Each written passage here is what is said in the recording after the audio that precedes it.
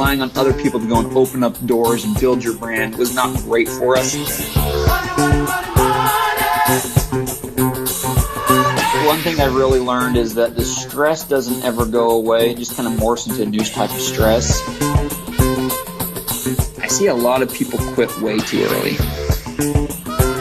It's so disheartening to see so many people come up with good ideas. They just don't want to put the effort into it. They just want that easy home run.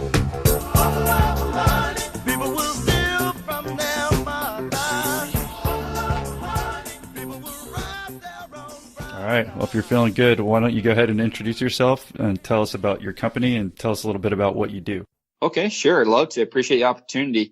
So my name's Cory Tholl. I'm the CEO of Klymit. We are an outdoor gear manufacturer, and we design and manufacture all types of outdoor gear. We're based here in Utah, and our specialty is really using inflation to make the outdoor sleeping experience better. So our brand is all about helping consumers really enjoy the outdoors by getting a good night's sleep. So we make a number of camping pads and sleeping bags, pillows, and accessories that utilize inflation to make your gear lighter weight, more comfortable to use. So I'm the CEO. I joined the company back in 2008. Before we had any revenue, we were just in the ideation stage. I came on to develop the product originally, which was really fun coming from my background in engineering. And then in 2011, I was asked to step up and run the company. We actually began the company based off of an idea for apparel. It was a jacket that would inflate or deflate. So you could change your insulation depending on how much warmth you wanted. It's kind of an on-the-fly warmth changing product. So we developed that product, and through that experience, we developed some really unique abilities to design inflatable products. 2009, 2010, we tried to establish distribution with our apparel, and it was very difficult. It didn't take very well, but we had come up with some other ideas for some camping pads using our inflation. And we started to shop those ideas around as well as our apparel, and we saw that the market was starting to gravitate a lot more and actually buy our camping pads. So when I took over in 2011, we kind of pivoted the company completely away from apparel and just focused on gear. And since then, we've come up with some really unique designs that have allowed us to get a lot of market share and really bring a great product to the market at a reasonable price. So currently, we're growing really fast year over year. We're like 60% year over year growth, adding employees pretty quickly and focusing on taking as much market share as we can in the outdoor sleep category. Has there been any difficult times in growing the company? Yeah, super difficult times. So when I took over in 2011, of course, with establishing distribution was super challenging. Of course, we had some, as most startup companies do, had some dysfunction in the company organization as well. One of the things that we really learned through that time that I learned personally is the absolute need for all hands on deck to be able to sell the product.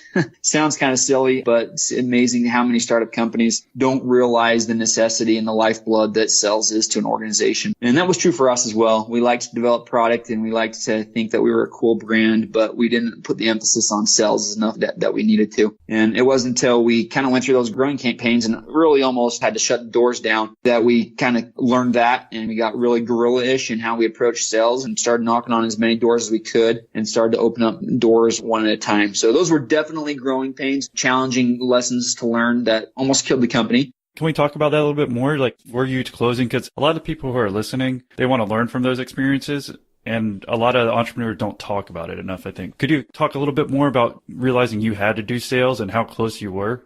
Yeah, it was, there was a point in which we had received some capital. We had brought in some high level C executives to do sales, to run our sales. And at one point they were let go, and the organization was dwindling and eventually got down just to two people, myself and another actual engineer that I had hired. We're the only two people who left in the company at one point in the game. And of course, at that point, it's pretty clear that I have to learn how to sell, or else at one point we were out of cash. We had some inventory to sell, but we had some debt that we had to work our way out of. And all we had was the inventory that we had in the warehouse. That was either sell or starve type of mentality. That's how it got. And how many people were there, just so we know like the difference? How many people did you have when it got down to just the two of y'all before? Yeah, we didn't ramp up extremely aggressive. We received our first round of capital in 2009. We brought in some individuals. We probably had 7 or 8 at the max. And then people started to get let go until it was just the two of us. And that was 2011? Yes. And then let's talk about those low times and when you realized you had to sell instead of just develop product. It's a lot more fun, right, to develop product than sell? Absolutely. Yeah. Because that's what we hear all the time. That's why like everyone wants to make a great product, but it really comes down to sales, it seems like. And what I'd say about that is that's not only true for startup companies, it's true for growing companies as well. There's a mentality that it's easier to sell what you don't have, right? Rather than selling the car that's on your lot, it's easier to sell the next thing that's being developed. And that's a mentality that we still fight today because we really like to innovate. We really like to develop, but we have to focus and refocus our efforts on selling the stuff that we have, that we've created, that we've bought inventory of. So that's a mentality that doesn't necessarily go away, but it is true. Most people gravitate towards, they love doing product design or development, and then the sales go by the wayside. Well, let's talk about how you decided to, I guess, make your company a little bit more niche and how you decided about inflating products versus what those other people had out there. How did we pivot away from apparel towards sleeping gear it was a move out of desperation. The development of our first camping pad was a move out of desperation, but it was a clear market feedback we got that people wanted our gear. When we started to see some growth and started to see some sales and market penetration with our camping pads, of course, we were limited on resources and capital, so we had to make decisions of where we're going to put our resources. So that was a difficult decision. That was a very clear decision that we needed to go in that direction. Was this the point when you were actually the guy doing the sales? I might have cut in a little bit. If you want to talk about when you actually had to sell, was this all in the same time frame that you realized you had to go ahead and become more niche and start selling more product? Yeah, around 2010, when our founder was still in the company, I started at that time even to implement more efforts into sales. But it wasn't in 2011 when I officially took over that really started to focus most of my effort on the sales side and the finance side of the company, trying to put as much influence as I could on the design because we had to continue to innovate and develop new products. But that was the kind of timeline. So I saw the writing on the wall. I saw that we needed people that were going out to open doors. So tried to implement that as much as I could early on in the days. And then in 2011, when I took over, we really started to make a concerted focus on switching over. And at that time, we basically became a sales organization to sell what we had in stock. Tell us what that means and what you did. I guess a few stories about that. Yeah, we really it was less strategic and more tactical. We didn't try to come up with who we were as a brand and where we wanted to be with our ideal partners. It was more about what partners would give us an opportunity. And a lot of that was just calling on mom and pop shops, trying to sell a dozen pads into a shop or 3 pads at that point. It's a long road, right? Most of us, we see that huge win out there, that huge customer that we're going to go land and get awesome, one big win. And that just wasn't the way it worked for us. It was calling one shop at a time and selling 3 pads and getting sell through and then reordering 6 pads. It was a long road. Now, we did also originally have a mentality that almost killed us in that we wanted to protect our brand, which we thought we had a brand at that point, from some channels, some distribution channels. When I took over, we kind of took that off. We kind of said whatever channels are available is what we're going to sell to. So we went out and started relationships up with Amazon, and that has become a very, very successful relationship for us. One of our best and most successful relationships is with Costco. Actually, they have a very unique program in which they bring in vendors and they sell out of, we come in for 10 days and we set up a 2-pallet display and we have one of our person on the floor selling our product. It's kind of a consignment deal. So we started that type of a program and, started to learn about how to pitch our product and what did people think about our product and actually getting a lot of people to look at it and getting a lot of feedback. And that was really, really useful. And that program is still in existence today and it's grown dramatically and it's a huge customer of ours. And so back in 2010, 2011, when we started to get more guerrilla-ish, we started to approach these customers, all these channels, and whatever way we could get in front of customers, we did. We had to go out and sell at a farmer's market. We would do that even, whatever it took. You brought up a couple times that you took over 2010, 2011. Can you tell us about that a little bit more? Who was in charge or why you were able to take over and just a change of power, how that worked? Yeah, it was, I think it's not abnormal for many startup companies to have a little bit of dysfunction in their leadership at the beginning, and finding the right people to lead at the right time was crucial. So we had received some capital in 2009. So our founder didn't have a controlling share. And basically our board of directors just felt that they needed to change in management. So they had come to me and asked me in 2009 to lead the company. Actually, for a small stint, we were co-presidents, myself and the founder, for a few months, and that didn't work out too well. And so the board asked the founder to step down and let him go. And I stepped, and then the founder at that time was just sitting on the board. So that's how I think the writing on the wall, the board made the decisions for whatever. I wasn't privy to those discussions, but they made the decisions of who they thought would be best to lead the organization at that time. It reminds me of the scene of The Office. I still rewatch that over and over. I guess when they had 2 people running the same job and you're like, you can only have 2. They had 2 co-managers. They're like, so you're telling me you have 2 guys doing one person's job, right? Yeah. So I can imagine, yeah, it's difficult. All right. You're also talking about sales and you're trying to figure out what you were doing right and what you were doing wrong when you were selling. Could you tell us is there anything that we could learn from that when you're actually selling your product? Yeah, I kind of already alluded to, I think, what was our biggest problem. I'll try to be specific to us. And it really was that we were a little bit uptight about and concerned about where our product or where our brand would be viewed if we were selling, for example, into Costco, which was a misconception that we had and was wrong. And so I think that was a big misconception. And then also the fact that it would be easy and that we can go out and get some huge wins out the gate without building a brand from scratch. That was a big misconception as well. Calling up those shops and selling however many pads you can at a time was a super critical mentality that we had to, otherwise, we wouldn't have been in position to get some of the bigger deals that we are now able to get. The third point maybe I'll mention is we also put a lot of eggs in the basket of relying on independent outside manufacturer representatives to go and open up accounts for us. And we've learned that no one can do sales as good as you can. Even if you're an engineer like myself who doesn't do sales, no one can sell your product as good as you can or as good as you should be able to. Relying on other people to go and open up doors and build your brand was not great for us. Once we figured it out ourselves, of course, then going and establishing those relationships and understanding what you can hold other people to, how to sell the product was critical. But just outsourcing sales from the beginning was a bad decision. And I've seen it with a lot of other startup companies too. A lot of inventors think, hey, I'm just going to invent this thing and then I have someone else come and do sales. And my strong voice of caution to all those inventors is go out and sell yourself, become the expert at selling as well. And once you've done that, then you can start growing your organization to bring in some VPs of sales and salespeople because you'll have gone through the trenches. You'll know what they go through. You'll be able to talk to them and motivate them, encourage them. And you'll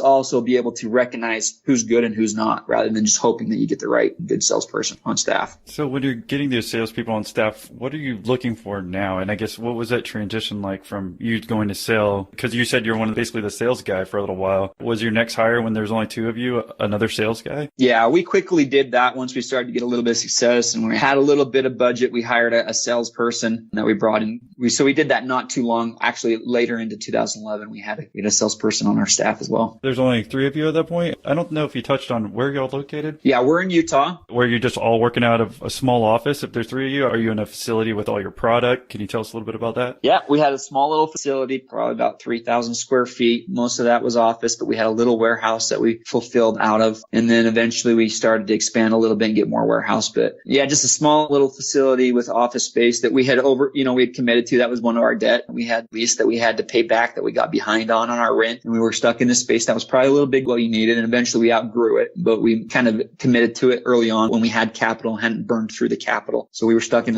a bigger space than we needed at that time. And how much capital were we talking about got infused? And you're talking about having to pay, how overhead were you? We had raised around $2.5 million at that point in the game. You burned through almost all of it up to 2011? Yeah. That's right. Where was it all going? Of course, we had salaries. We brought on some, I think I mentioned some executives and whatnot, but we also, invested in inventory. So we were in a really tough situation, but the good thing is that we had inventory. So we were able to sell our way out of that. We were able even to sell our apparel and free up some cash and turn those resources into the camping pads that we knew would be more successful. So I'm just trying to figure out for an entrepreneur who's listening and saying they're able to get that much capital, if you had to do it over again, what would have been done? Good question. I think, again, all my questions are good, right? They're really good. Yeah.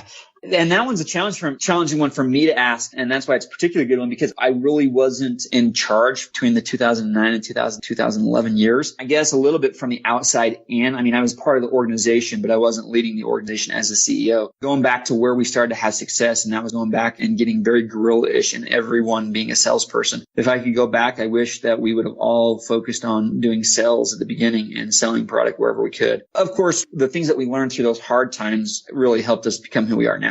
I don't know exactly if I would much, because we were able to solve it out, but I really wish we would have figured out the sales beforehand. And I really wish we wouldn't have relied on outside salespeople for a long time. Even when I took over in 2011 and we started to hire one internal salesperson, we still had independent salespeople that we had a lot of faith in. And it took us several years. Even today, I'm dealing with independent reps that I'm questioning the value that they bring to the table. It's always a thing, but I've learned now enough that I can't put all my eggs in those baskets, and we have to have internal people that are doing our sales. What percentage percentage of your sales are coming from like those independent guys versus your in-house now? The vast majority is from the in-house. And don't get me wrong, there are independent reps that we have worked with now, and we have great relationships, and they've given us great introductions to new retail chains and partners that we wouldn't have had otherwise. All of those accounts still have an internal account manager that's watching over that customer. So there's not so much of a separation between our customer and us. Before, even if you had an outside one, you might not have that internal manager looking at the account? Exactly. We kind of just said, okay, that's your territory. Go out and do what you can. We just kind of had faith that they were doing the best they could and trying to open the brand and not having a lot of accountability back to the brand. Can you tell us a little bit more about these outside sales guys? Because I'm just trying to think, if I'm trying to make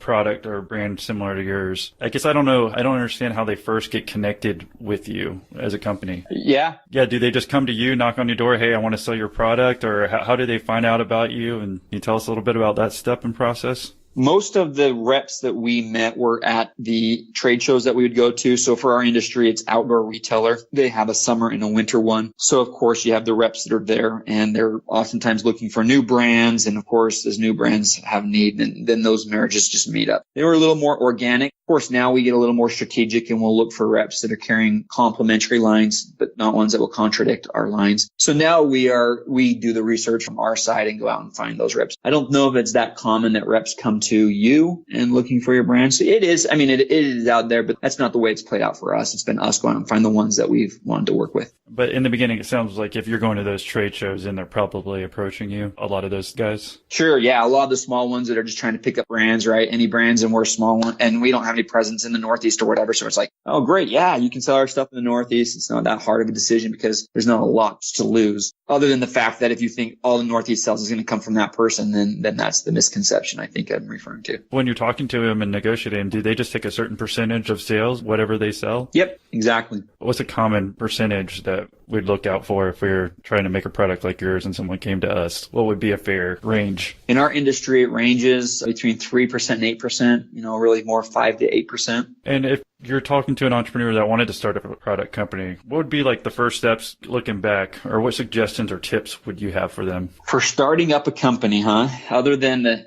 I guess more of a product base, since that's what your niche is. And we didn't get to really talk about your education. Do you want to hit on that for a little bit? My background is in mechanical engineering. So I got my undergrad and my master in mechanical engineering, and then my MBA with a focus in product development. Product, I knew I was always a product guy. I got bit by the entrepreneur bug. I was in my final year of my MBA at Brigham Young University here in Utah. And I kind of got bit I took some classes, and I kind of got bit by that entrepreneur bug. And then I really got thinking, man, eventually I want to do something for myself. I had the opportunity at Klymit not too long after I graduated to kind of come on. So it's kind of a good opportunity for me. So I am a product guy in core. Yeah, that's what I like, because just looking at your background, seeing that's pretty interesting. But again, now that you know what you know, someone wants to start up a product business from out of their house on day one. What suggestions or tips do you have for them? I hate to continue to harp on this, but it really comes back down to sales. As much as I'm a product guy, of course I have all sorts of new ideas that come to mind all the time. But my mind is a little more trained now to think more about the business case and not just how cool of an invention it is, but it's more about how much could I sell it for? Who would buy this thing? I think we all, as inventors, like to think we think that way, but it's really easy for us to get caught up in that we just have the coolest product in the world. Really, if I'm starting up a company, or if I'm advising someone that has a product that I think could be cool, it would be about figuring out how much people are willing to pay for that product as soon as possible before you start putting a lot of money into the business or into the idea. And there's a lot of platforms out there, right? Kickstarter is a really popular one nowadays. You can start figuring that out. Kickstarter is not the only one, but figuring out how much people are actually going to pay for your product is the golden question that you got to get to sooner than later. And what's the biggest challenge that you've had to deal with personally throughout this as you're growing the company?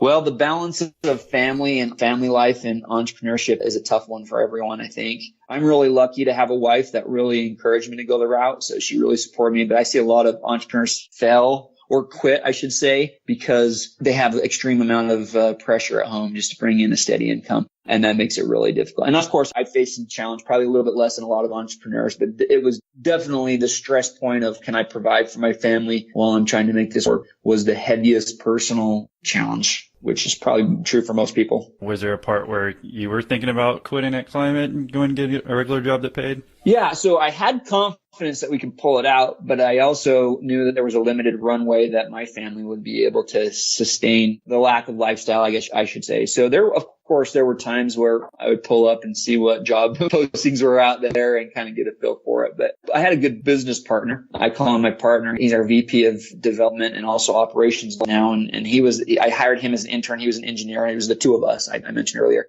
He and I were really strong and united together. So having that partner, someone that I could lean on, and knowing that he was going through similar things that I was from a personal standpoint, was also really helpful to get through that point. But I'd be lying if I didn't admit there were times that I was looking for a more steady, not aggressively looking, but, keeping my eyes open and networking out there for something that's more steady. How were those talks like at home? I mean, how close did you get? We could all have belief, right, that we can make this thing happen, but sometimes it comes to a breaking point where there's only so much money and you have to look for the steady job.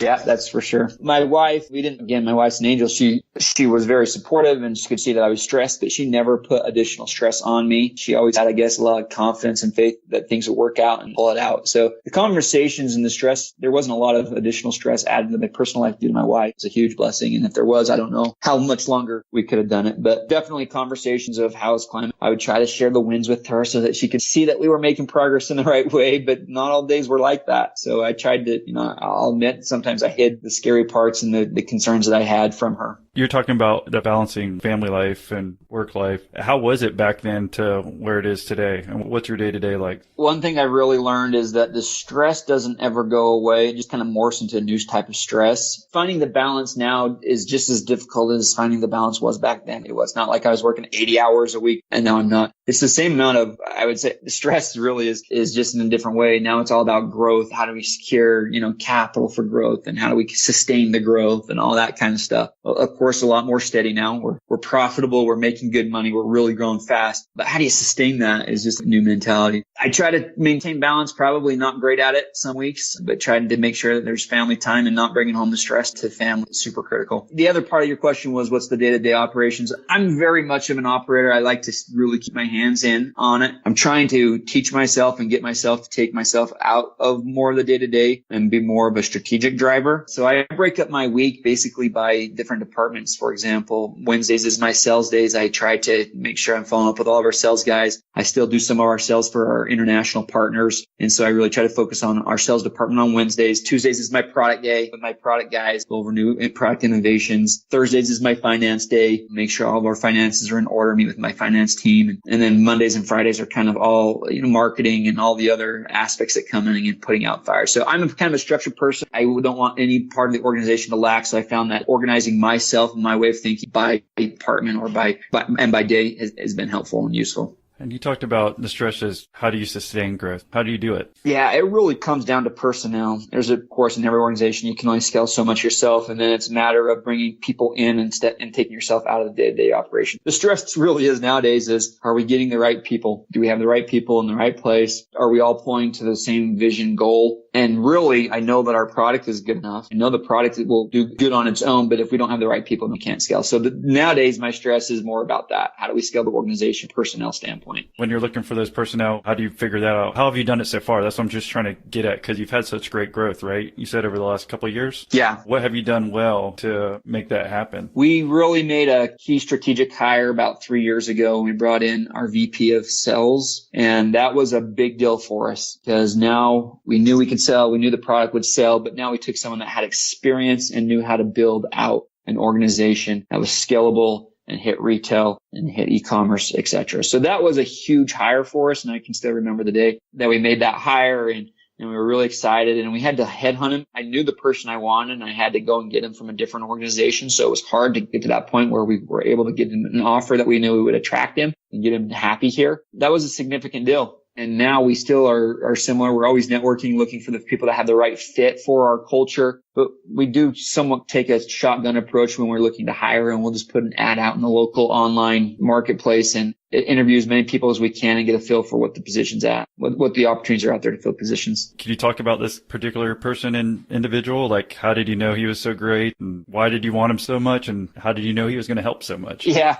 So his name's Bart Miller. He was running sales for another outdoor company here in Utah that I had a network with. I had our paths crossed all the time, of course, just being in the same industry. And I had once in a while picked his brain, wanted to call him up, take him to lunch, pick his brain, how he was running his organization at his company. How could I change mine? At one point in Klymit, before we had hired Bart, we had a couple of salespeople now on staff, and I was kind of running it more like a call center. I was kind of asking our guys to have so many dials a day and so many calls a day. And I remember one particular lunch I took Bart. Again, he wasn't an employee of Klymit, but he was giving me some advice. And I told him how I was doing it, and he just looked at me and he basically told me that I was running it foolishly, and that if I had people in the organization that required that kind of oversight and management, then I had the wrong people on board. That kind of was a fundamental shift. I started to see how Bart looked at sales and bringing the right people in and giving them the flexibility to do their job. And at that point, I really started to learn, hey, I want someone like Bart to come in and help me grow the organization. So I had identified him through just those networks, and then made an offer to him when we could and got him to come over. What was the shift? I understand a few of the things that he said, but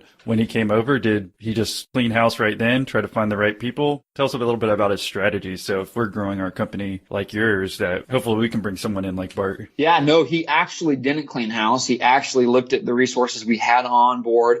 I think he basically said, how can we maximize that? And of course, he was a very rubber meets the road kind of guy as well. He wasn't just leading the sales organization. He was doing sales himself, and he still does today. And that's why he has a lot of respect of his direct report employees, because he's out there doing the same thing that they are. But he also knew how to manage people and organize things and channel alignment, helping certain employees have certain channels that they owned and making sure there wasn't a crossover on that. And those are things that we still struggle with. But he did not come in and clean house. I think he came in with some very clear, direct motives. He knew how to get it done, so he started getting it done himself, which even added more confidence to the team that we could grow, and confidence breeds confidence. And so the salespeople saw that he was doing it, and so they could do it. And then, of course, he started handpicking new people that we would add to his team, which was super critical also. So you said you had it like a call center, but did he make it more, did he come in and say, hey, I want you to hit the road more, or was there any other strategic things that he did? Yeah, and when I say call center, I say we were managing it like a call center. It's still a very small group of guys, but yeah, he definitely came in and wanted to get people in front of customers more often. So that was super, super important strategically. That was crucial. And then also just helping there to be organization in terms of who was focusing on what channels and setting goals, realistic but stretchable goals. He understood what was realistic and what wasn't from his own experience. And so setting those goals and helping to train our salespeople, kind of all that lumped together. That's what a good sales manager will do. What do you think you're best at as, I guess, the CEO today? I guess I've found a way to be able to manage the different departments in a way. Hopefully not a lot of balls are dropping, right? And unless you're a 13-year-old boy. That's right. I guess I would just say that I'm probably pretty good at multitasking and managing multiple moving parts in the organization and trying to keep them moving together in the right goal. That's a pretty ambiguous question, right? I mean, I love product. The more I can get back into more product, I love to do that. And I'm finding that I'm able to do that more and more so to help drive more innovation, which is another lifeline for the company. But for me, it's making sure that finance isn't the bottleneck. It's making sure that sales isn't the bottleneck, making sure that we're allocating resources to wherever we need to, not just money resources, but time and energy. Right now, a lot of it's on marketing. We hired a marketing director this year. And because we needed that, we were doing good on sales, but we didn't have any demand creation from our marketing side. We weren't telling our brand story. So, hopefully identifying that, and hopefully, I'm trying to juggle those and put all those pieces together at the same time. And it's difficult because all of a sudden you're focusing on marketing and it consumes all your time and your innovation can drop off. You can become just a marketing company, or you focus on product development and you forget about the sales side. It's super easy to get distracted and focus on one part of the business and leave the others to suffer. No, I think that's smart the way that you pick particular days to spend in each department, because I agree with you. Because after you start getting enough sales, what generally seems to happen is maybe you start going into more product development, or maybe somebody just goes balls to the wall marketing and then forgets about sales, right? Yeah, I think being able to be smart enough to meet certain days, meet with those departments, seems like it makes a lot of sense to me. That's the reason I was just bringing it up, to see what our listeners could learn from the most of what you're best at. But speaking of which, I want to also touch on, what's your biggest challenge personally or business wise that's holding you back or your company back right now that you think you need to grow in? Right now it's marketing. If you're just looking from a business discipline, it is definitely marketing. We've gotten to where we've gotten because we've got a good sales team and the product just by virtue of itself is great. Our brand prestige is starting to catch up to our product prestige, but we just need to get better at telling the story and getting the story out in front of more people because we know that they'll buy when they see and when they look at the product. That by far is our focus right now and putting more and more resources into it. And it's something that's a new discipline that, we have to go out there and hire and bring it in because it's not a natural integral part of who we are at the core. We're product guys. We're sales guys now. And so marketing is the new discipline that we need to become experts at. How about you personally? Where do you think you need to grow in order to become a better leader? I need to find ways to psychologically take myself out of more of the day-to-day operation and let my people do what I've hired them to do. And it's a confidence thing and it's a time thing, right? And as people earn their confidence, I find myself, it's easier to do that. But to scale the organization, there has to be greater focus on the strategy overall and time put on that. So I recognize that. Not a trust issue, but I just like to be involved in day-to-day operations. I like knowing what's going on. I like having my own realm of responsibility where I'm accountable to the organization, to my employees for certain things to accomplish, but there's only so much of that you can do before I become the bottleneck in the organization scaling. How do you find out when there's those bottlenecks? Because it seems like that's really hard for people who might go from a one-person company to a two-person company to a three-person,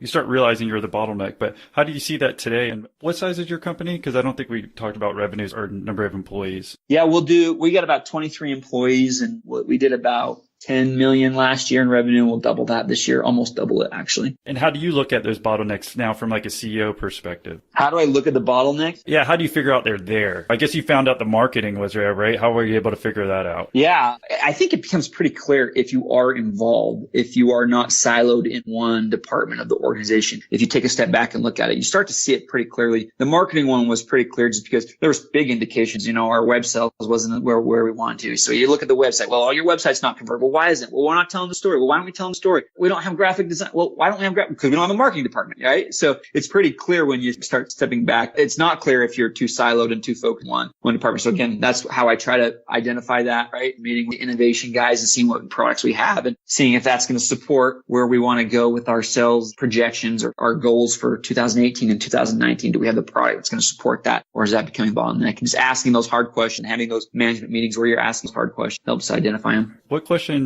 should I have asked you that I haven't asked you about growing your business? About growing the business. Or about entrepreneurship in general for someone who's listening? Well, I might say, I don't know what the question is, but here I'll just tell you what I observed because I get a number of entrepreneurs or inventors that come and want, they have an idea of something that inflates and they're an inventor and they come and they want to start this company. And where I see a lot of failures, I see a lot of people quit way too early. We talked earlier about you only have a limited runway until life catches up with you and you have to go get a good paying job. But I see so many people quit way too early. I think about 2010, 2011 years of Klymit and how many people would just have quit.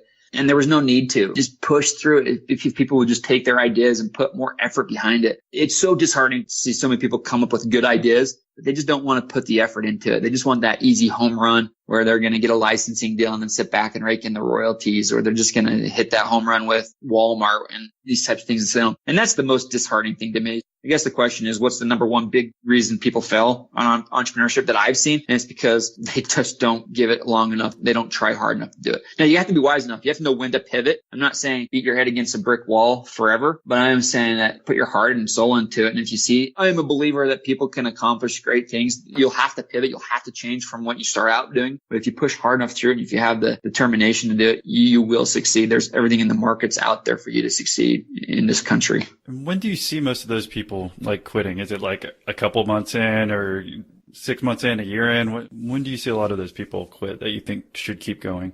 Most of them, when the light in their brain goes on, that they start to see that they actually have to become the salesperson, or they have to go out and raise money to get the salesperson. It's that commitment point, unfortunately. Most people that have committed to that and are hardcore and they're like, okay, I'm going to go out and knock the doors, I'm going to sell this thing. They're off and running. Sure, some of those fail because their product just wasn't right for the market, timing or whatnot. But most people fail as soon as they realize the type of commitment it's going to take to sell product. Well, thank you again for coming on and sharing your story. Is there any last, I appreciate you saying that at the end. I think most people are just quitting a little bit too early, but is there any other last words of wisdom you want to leave people who are listening, like the entrepreneurs who want to start their own business? What would you advise them? There's so many cool resources out there for us to go and explore new ideas without mortgaging your house. I think Kickstarter is a huge one, although it's changed a lot in the last couple of years. Huge place where you can go and test your market idea, actually see if you can get some financial support, put all your marketing pieces together. I just think there's so many different resources out there for people to get a good indication if their idea will take in the market, that you shouldn't forget about those and you should leverage them and not be afraid of them, right? I remember we did a Kickstarter project early on in the days, and I was really worried about how much energy and what it would take. It was super easy. The feedback we got was really great. It just took a little bit of courage getting outside of the comfort zone and doing it. So I guess that'd be my last point of advice, is use all those resources that are out there and helping you figure out if you have that golden idea. Thank you very much again for joining us. If someone wanted to say thank you, what's the best way for them to reach you? Yeah, my email is Cory.Tholl@Klymit. That's Cory.Tholl or THOLL @KLYMIT.com. Throw that in the show notes. So thank you again for joining us. My pleasure. Thanks for your time.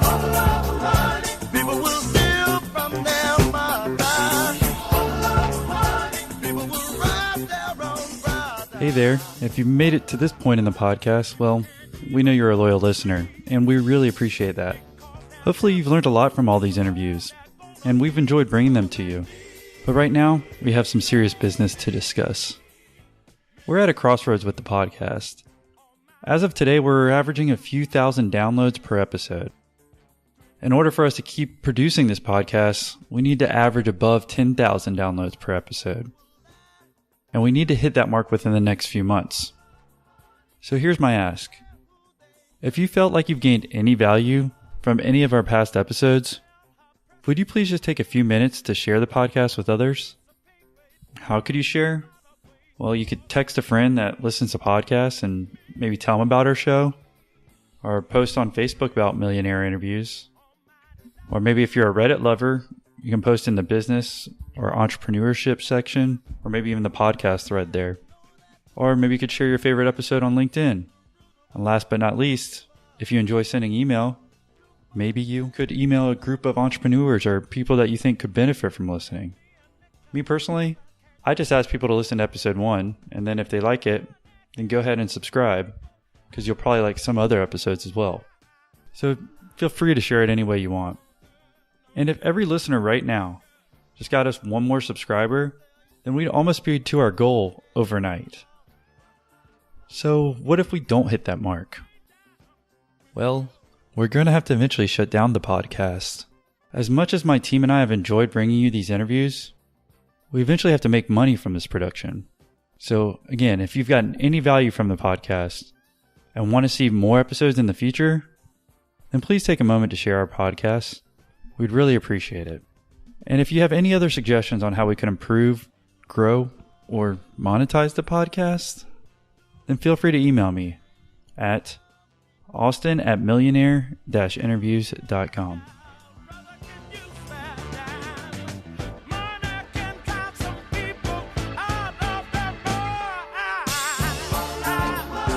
Got to have